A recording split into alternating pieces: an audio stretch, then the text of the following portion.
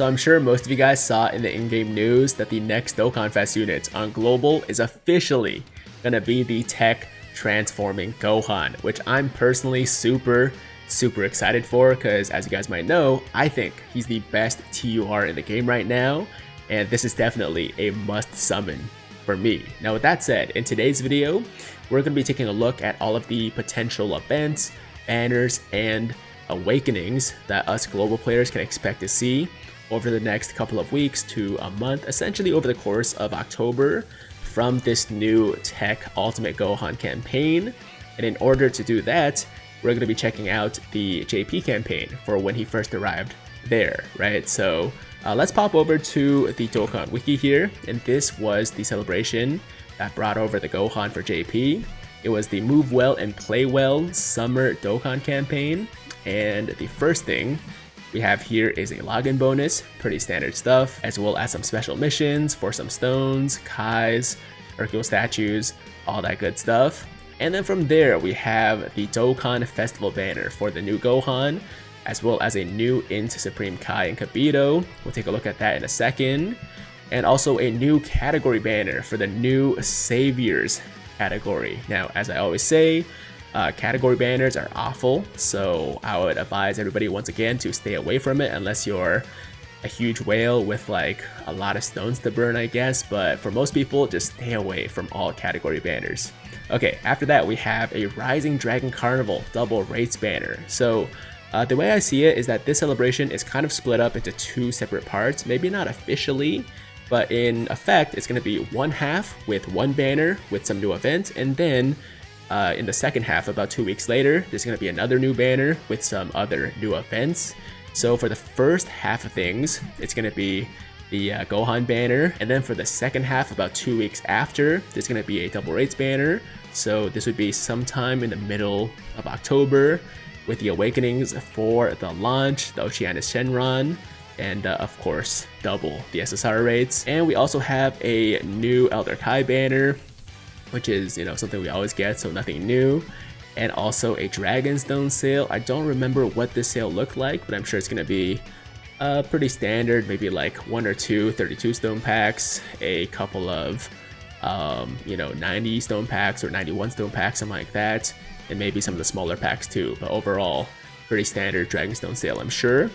And we have the new stage for the Dokkan event for Ultimate Gohan for his medals, and a renewal for the Saiyaman story event. We'll take a look at that in a second as well, in terms of like how many stones we can get, and also the awakening that comes with this, and some returning story events. So of course this one is currently still active, so I'm guessing it's not going to be coming back this soon. But otherwise, we have the World Tournament Reborn event coming back, the Videl Learns to Fly event, the Gods and Majins event, the Raditz story event, and also the Saiyan Saga story event. So from there, we have a new Extreme Z area event. When it came to JP, this was a return because they already had it before, but since we don't have it yet, this would be the first time we get the Int Raditz Extreme Z area, along with finally his Extreme Z Awakening, and of course also a new Ultimate Clash. I forgot what the number we're currently on for global is. It's definitely not 29, it might be like 25 or something like that. And we might be getting a whole new set of enemies for this as well, where the final boss is going to be a Golden Frieza, because that's what JP has. But I think it might be a little bit too early, so we might still just be getting the regular cast of characters with Jiren as the final boss, but we'll have to see about that. Either way, we will be getting a new Ultimate Clash, and possibly a new Extreme Z battle. You know what, I think we're definitely going to be getting a new Extreme Z battle event. It's just a question of which one, because for obviously the JP celebration, it was Super 17, but we're still missing the TEQ Super Saiyan 3 Broly Extreme Z Awakening, right? So we might get that instead of Super 17. We'll have to see, but it's going to be either Super Saiyan 3 Broly or Super 17 for the new Extreme Z battle. And also, potentially, if we get Super 17, then we'll also be getting the return of the Buhan Extreme Z battle, because the TEQ South Kai Majin Buu would also be getting an Extreme Z Awakening at the same time. And we also have the Extreme Z Dokkan Festival banner for the Super 17. and also another trash category banner, Stay Away. You know, these Dokkan events available every single day for obvious reasons. Some more returning story events, and this would be, I guess, for the second half. Hold on, let me see the dates here. Okay, so we have some returning story events here. So I don't know if we're gonna get this many returning story events for our celebration on Global, but I'll just list them real quick. We have the Ultimate Android Saga one, the Cell Games, Mysterious Monster Cell, as well as the Androids story event. So yeah, possibly we'll get all of these, maybe broken up into two halves. So like in the first half of the celebration, we'll get a few of these, and the second half we'll get the rest. We'll have to see exactly how they handle that. Obviously, when it comes to global and JP campaigns, there are sometimes some differences, but for the most part, they do remain fairly similar. Okay, so yeah, more returning story events, and then the return of the Gohan and Goku / Vegeta and Trunks Extreme Z area, and also a new weekend summon banner. We're going to be getting some tickets throughout the week through logins, which is this right here, the weekend summon login bonus, as well as through some weekend summon missions. And once the weekend comes around, we can use those tickets to summon on a new weekend banner with the potential to pull some of the older LRs in the game. And we're also going to be getting, possibly, actually I'm not sure about this one because we already have it right now, but possibly some golden weekend missions or some extra stones and extra Kais. And the Bulma's Battle Prep event should be making a return, which means, of course, that we're going to be getting a new world tournament. Okay, this would be number 36, or it was number 36 for JP. I forgot what number we're currently on for global, maybe like 33 or something like that, or 34. And, oh, maybe a little bit more, maybe like 35. I don't feel like we're that far off as far as world tournaments go. But either way, this might be the world tournament that gives us the Demon King Piccolo, the LR Demon King Piccolo, as the local reward. But I can't say for sure. It could still be LR Yamcha, but hopefully it's the LR Demon King Piccolo. And for the ranking rewards, I think we should be getting the BoJack movie Trunks. So yeah, I'm gonna say most likely we're gonna get the Demon King Piccolo this time as well, but don't get your hopes up too high. We'll have to see what they decide to do with that. Okay, so from there we have the Rabbit Mob and Adventure of Gratitude events returning, and potentially new stages for Super Battle Road. And once again, this would be probably like in the second half, about 2 weeks after the celebration first starts with the Gohan. But yeah, potentially new stages, 10 new category stages, as well as a new Super Battle Road LR that we get from missions. We'll take a look at that in a second too. But yeah, maybe new stages for Super Battle Road, and also new stages for the Hero Extermination Extreme Z area event with 2 new Extreme Z Awakenings coming from that. Okay, so there's a quick overview. Let's take a closer look at some of these events here that we were talking about, starting with actually no, let's start with the banners first, right? I think I have the banner set up here. Yes, we do. Okay, so first we have the Gohan and Supreme Kai banner, and this of course was the JP banner. The global banner could look a little bit different, but generally speaking they don't make too many changes, so I think it's probably going to be exactly the same. We have Gohan, we have the Supreme Kai and Kibito, and then AGL Bardock, Fizz Piccolo, Int Kid Gohan, or sorry, Goku, Metal Cooler, and STR Ultimate Gohan, along with some SRs here for raising super attack. Overall, I think this is a pretty, you know, maybe slightly above average, but like pretty standard Dokkan Fest banner these days. And as far as overall value, I would give it like a 7.5, but because this guy's here, and I must have him, he significantly raises the value of this banner for me. And also, honestly, I could still use most of these units. Like I still need Bardock, I still need Piccolo. He might be one dupe away, and he's rainbowed, so he's the only unit on this banner that I just do not want to pull. But otherwise, yeah, it's not a bad banner at all. You guys definitely shouldn't feel too bad about summoning on this one. And as far as the double rates banner goes, it's fairly standard stuff. There's going to be a bunch of general SSR pool units being featured here, but overall, they're all actually quite good units. These two, actually these three, should be getting awakenings around this time, and they're all excellent awakenings. He's still a really good support unit. He's a good support unit. He's amazing. I would say almost crucial. No, I would say he's crucial for Extreme Tech Super Battle Road. So yeah, if you guys don't have him, then he's definitely a good pickup. Demon King Piccolo and Roshi are both solid. Nail's very good when paired up with a Piccolo. And Thouser is not bad either. So we got some good featured units, even though they are available on every single banner. And the main reason that people are going to be summoning on this banner is not for the featured units, but rather for the, higher chance to pull unfeatured LRs. So it's going to be 10% for featured SSRs as opposed to your regular 5%, and 10% for unfeatured SSRs compared to your regular 5% as well, right? So that is the double rates banner we can expect to see in the middle of October or closer to the end. And from there, we have the renewal for this story event, the Go Forth Hero of Justice. And the increased drop category here is movie heroes. And there's going to be 1, 2, 3, 4, 5, 6, 7, 8, 9, 10, 11, 12 Dragon Stones up for grabs from the stages, as well as 2 more from missions. And we also get a Dokkan Awakening for this Tech Great Saiyaman 2, which we might take a look at today, but if we run out of time, then maybe not. Either way, it's a exchange unit from Saiyaman 1 and 2 into just Saiyaman, and it's pretty cool. Okay, so after that, we have the new Super Battle Road stages 31 to 40, and the 10 new categories are going to be representatives of Universe 7, Wicked Bloodline, Time Travelers, Universe 6, Movie Heroes, Goku's Family, Vegeta's Family, Youth, Super Saiyans, and Final Trump Card. I hope we get these because I'm already done with the new Extreme Super Battle Road stages, and I need something else to do, something slightly challenging. So yeah, really hoping these guys, or these stages rather, make their way over to Global for this campaign as well. And for the new LR, it's going to be the LR Goku and Gohan. And from there, we have the Extreme Z area event for Raditz. And it's pretty standard stuff. You have a certain pool of units you can bring to take on the stage and collect as medals.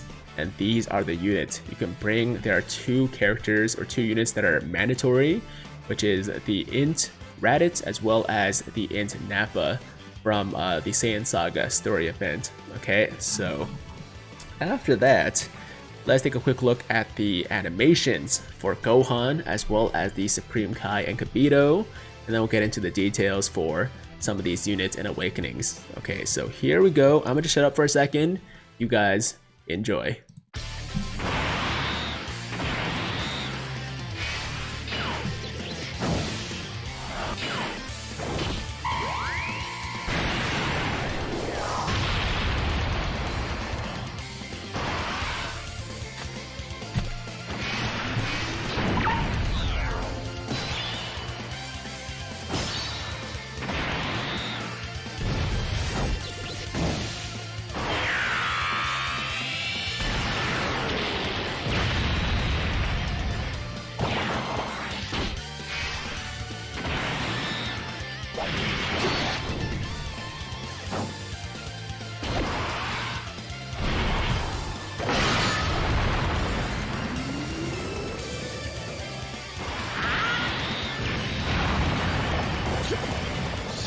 い。素晴らしい救世主を送るのは私に任せてください。うん、バッチリ。ありがとうございます。よし、行くか。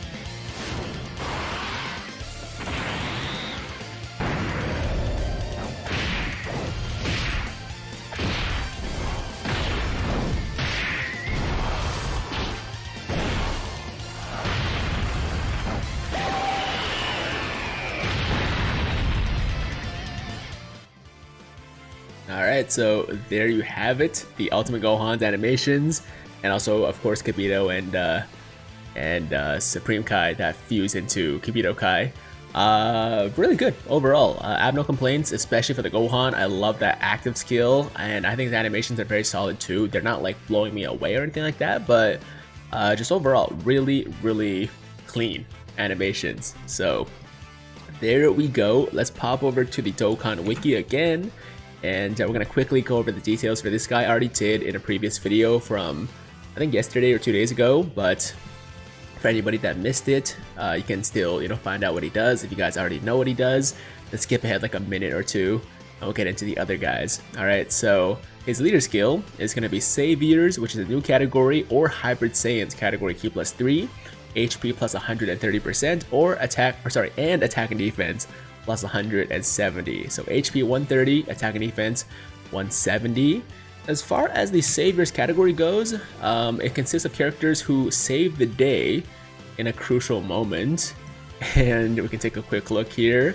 I would say overall it's a okay category, you know. It's definitely not like one of the better ones. It's just like pretty average in my opinion. And the good thing is, of course, you can couple this with a Hybrid Saiyans team as well. So you can do a kind of a combination of, you know, Saviors and Hybrid Saiyans, because Saviors alone is not that exciting. Super attack Z Sword Flash or Slash, man I can't read today, greatly raises attack and defense and causes immense damage to enemy, and that is 50% increase to attack and defense for 99 turns every single time he supers. His passive is attack and defense plus 140%, guards against all attacks, Ki plus 1 at the start of each turn up to Ki plus 3, plus an additional attack plus 40% within the same turn. When guard is activated, and his active skill, Potential Unleashed, can be activated starting from the 5th turn from start of battle, once only, and of course, he becomes Ultimate Gohan. His links: Brainiacs on the family, Saiyan lineage, Cold Judgment, Revival, Power bestowed by God, and Fierce Battle. And categories are Hybrid Saiyans, Resurrected Warriors, Majin Buu Saga, Goku's Family, Siblings Bond, Revenge, Rapid Growth, and Saviors. Okay, so once he transforms into Ultimate Gohan, his super attack greatly raises attack for 1 turn, causes immense damage with a medium chance of stunning the enemy, and passive is Ki plus 3, attack and defense plus 158%, guards against all attacks, plus an additional attack plus 58% for the rest of the battle. When guard is activated, attacks effective against all types when facing only one enemy whose HP is 58% or more, or when facing a Majin Buu Saga category enemy. Gets 3 new links: Infighter, Saiyan Warrior Race, and Shocking Speed. His additional 58% attack is calculated separately for a total boost of attack plus 307.64% after being attacked. So yeah, that is the Ultimate Gohan.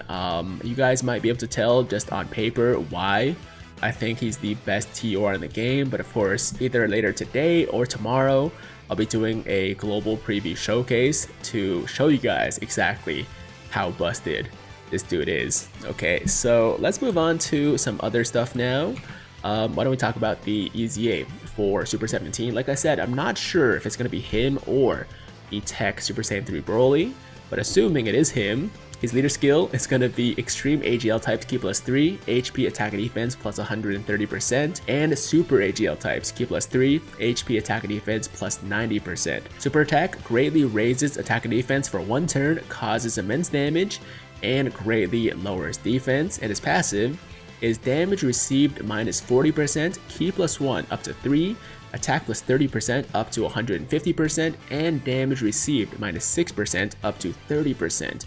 With each attack received, target Goku category allies chance of performing a critical hit plus 17%. Overall, he's just a very impressive tank that can also deal out a really respectable amount of damage, and also can provide some support to target Goku units on your team. Just a very good Extreme Z Awakening, nothing to really complain about here.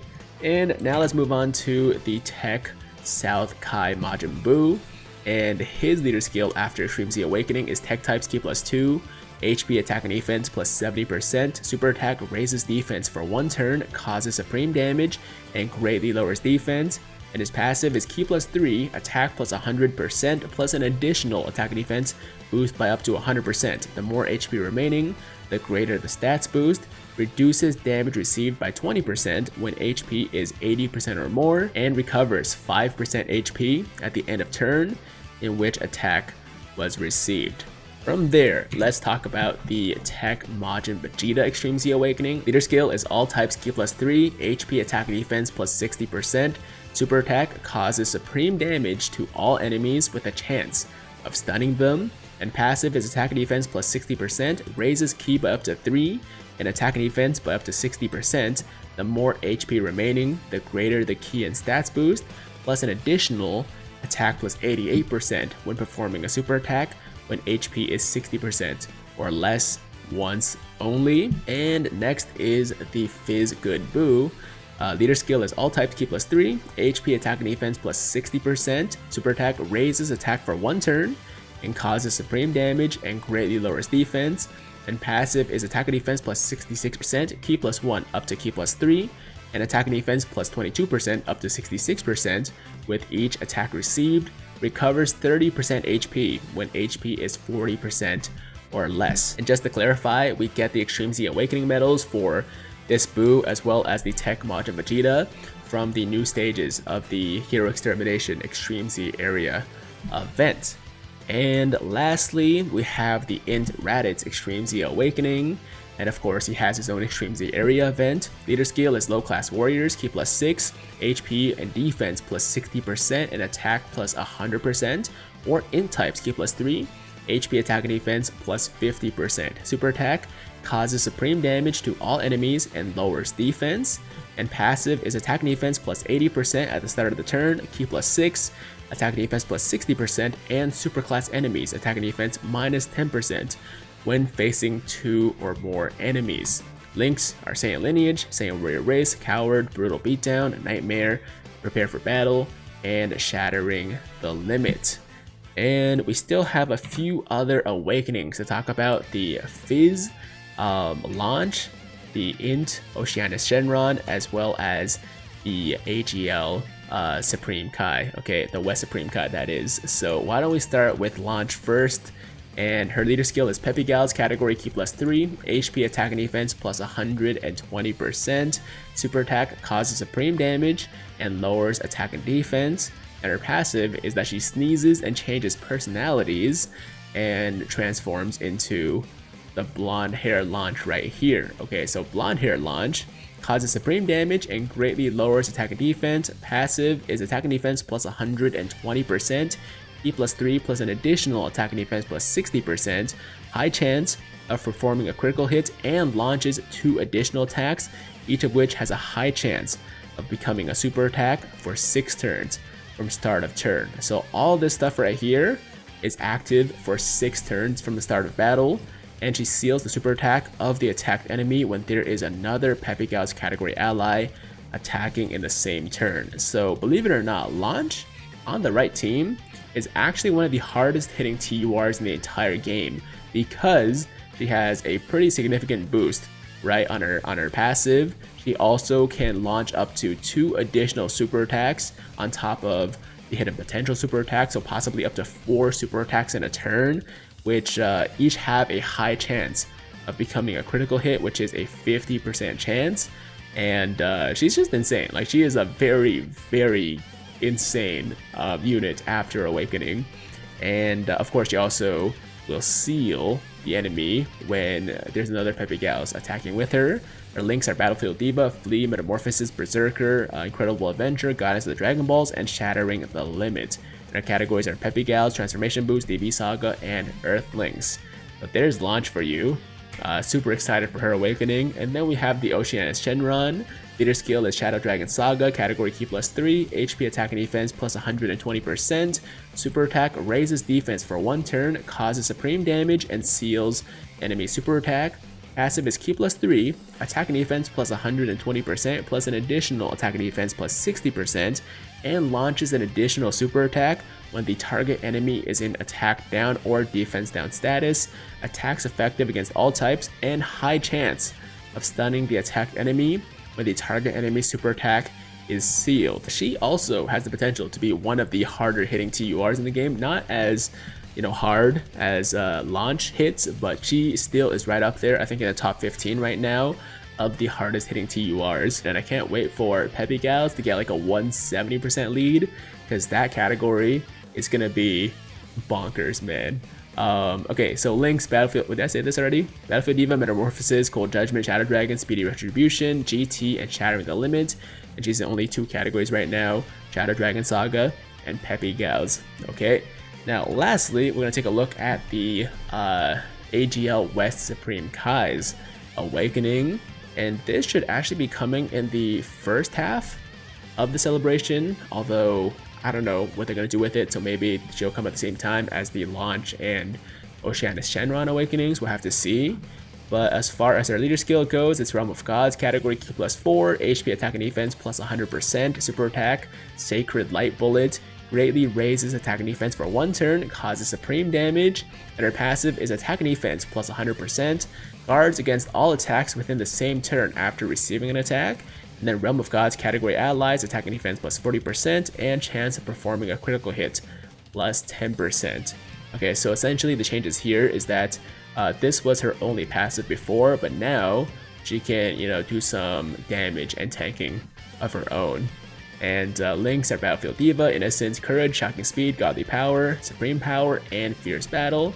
And she's in Realm of Gods, Majin Buu Saga, and Potara. So that is going to take us back to the beginning here, and that is everything that we can potentially expect to get from this upcoming campaign on Global. It should be a long one. It should last at least 3 weeks to possibly 4, and we'll be getting a lot of stuff. I dare say as much, if not possibly more content than the worldwide celebration provided us, which is pretty sad if you think about it. But yeah, I'm excited for it, man. I can't wait for the Gohan. I can't wait for the Awakenings for the Peppy Gals as well. And obviously potentially Super Battle Road, potentially new Extreme Z Awakenings, all that stuff is highly welcome at the moment on Global, actually both versions, but JP is going to be getting a new Golden Frieza, so they're good. But yeah, us Global players should be in for a treat for the celebration, hopefully, fingers crossed. Anyways, that is the celebration preview. Let me know in the comments down below what you guys are the most excited for out of all the stuff we talked about. And that's pretty much the video, guys. Thank you guys so much for watching as always, and if you liked today's video, then make sure to like the damn video. And if it's your first time watching me, first time to the channel, and you like what you see, then definitely hit that big red subscribe button. Join the Tiger Squad now, and while you're at it, hit that notification bell too, so that YouTube knows you want to stay up to date with all my latest content. And that's it. I'm out of here. Until next time, hope you guys have a fantastic day. I'm Tiger with Tiger Uppercut Media, signing out.